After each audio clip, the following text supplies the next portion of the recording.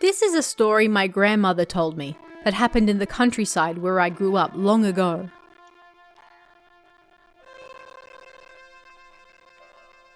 One hot summer night, the largest man in the village by the name of Yamada-san gathered his friends at his house for a scary story party.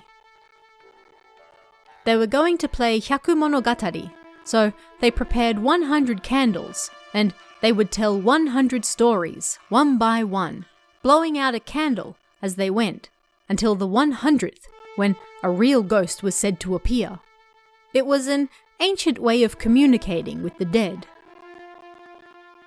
But there had long been a saying in the village that playing this game would bring disaster, and so it was forbidden.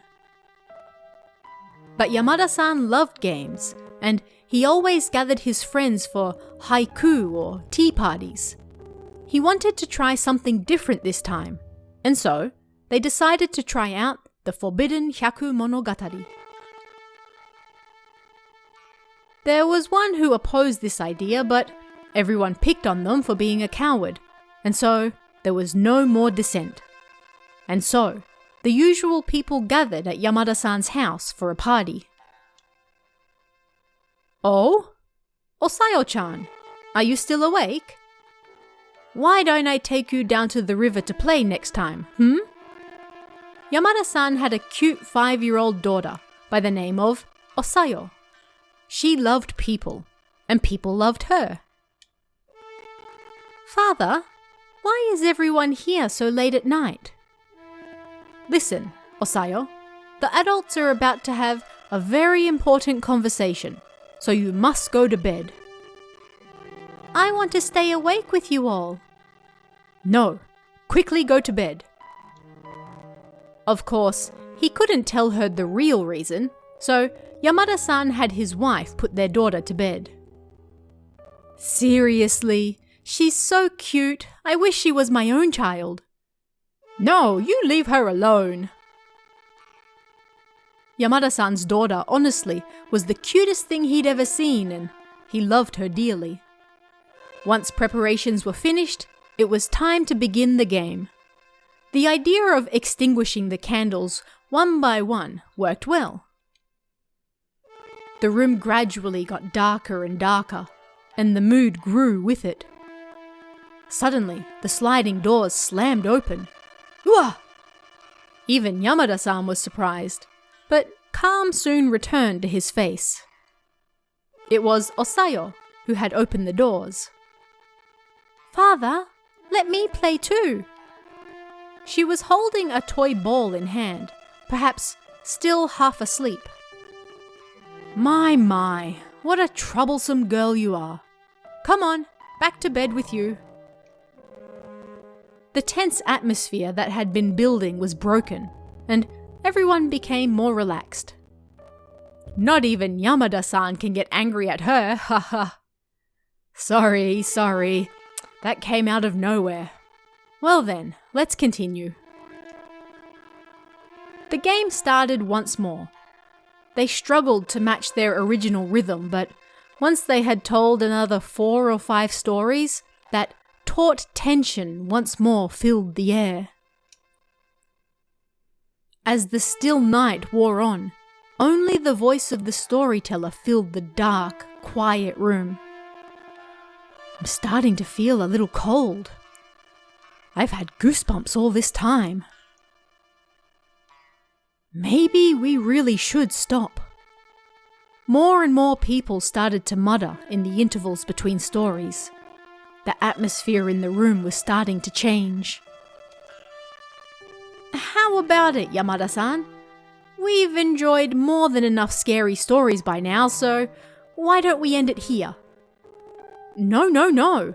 This is Hyaku Monogatari. If we don't tell all 100 stories to check whether a ghost will really appear or not, then there's no meaning to it. In the end, no one could defy him, and so the game continued. Before long, their own shadows on the sliding doors seemed to resemble demons. Well then, we have finally reached the last story. It was up to Yamada-san to tell the final story that would supposedly, summon the ghost. Yamada-san started an especially scary story saved just for this occasion. The final candle wavered and cast only a faint glow. And so, this family was apparently cursed for all generations to come. Yamada-san swallowed once he was done, and then blew out the final candle. The room went pitch black, and not a single person spoke. At first, nobody noticed it. The small sound, like the buzzing of a bug's wings. The sound gradually got louder. Kata kata kata. Kata kata kata. The sliding doors circling the room started to shake. The tatami mats started to swell as though they were alive. What on earth is going on? A strong breeze tore through the room, and the stand with the candles started to shake. What on earth? It was hard to keep their eyes open and remain normal. Everyone covered their heads and curled up on the floor. Then, a terrifying voice echoed throughout the room, like it was coming from the bowels of hell itself. Oh, who summoned me? A white figure appeared in the middle of the room like a monk.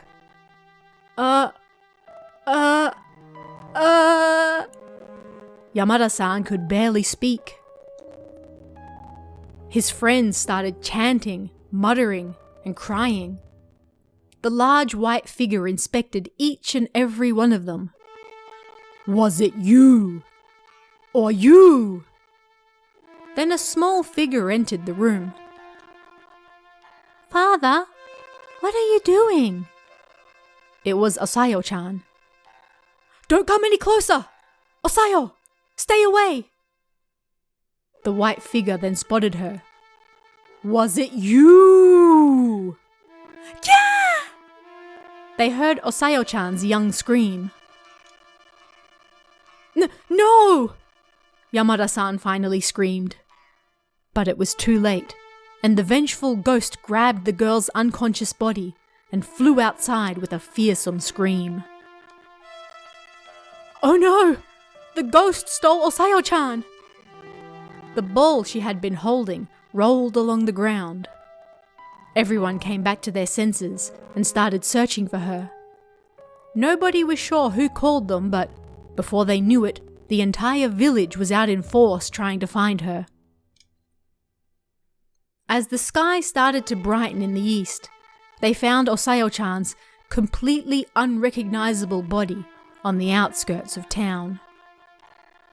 Her normally rosy cheeks were pale like a wax doll. Her limbs were bent at unnatural angles like a discarded mannequin. It was a terrible sight. Yamada-san screamed like mad and refused to let go of his beloved daughter's body. After that, the usually jovial Yamada-san completely changed and barely left his house. When the villagers occasionally saw him, he staggered like a ghost on legs and had lost so much weight it was like his soul had left his body. Then one day, "Hey! Osayo-chan has returned!" Yamada-san said happily to his wife. "What are you talking about?" she said, and then saw his face. His eyes were blank and did not look like those of a living person at all. She was unable to stop the tears from flowing when she thought about how much her husband must have blamed himself. "Osayo has come back. She asked me to play with her." He grinned and kept talking. "Osayo has returned. She has returned." After that, night after night, Yamada-san could be heard playing with a ball in his study, laughing and talking to someone. His wife was so worried that she opened the door to his study just a tiny bit to peek inside. And in the dim room, she saw Yamada-san rolling the ball on the floor. She watched where it went could barely believe her eyes. It was rolling towards Osayo-chan's horrific corpse that had been dug out of its grave and was sitting opposite him. Yamada-san was beyond his wife's help. Unsure of what to do, his wife visited a priest on the outskirts of the village to discuss what to do. "That is no good. We must build a shrine for her, and you must enshrine her ball and beloved doll. Then Yamada-san will also give up and stop doing such strange things." His wife immediately set up a beautiful shrine. The night it was done, Osayo-chan appeared to her father as he slept. "Father?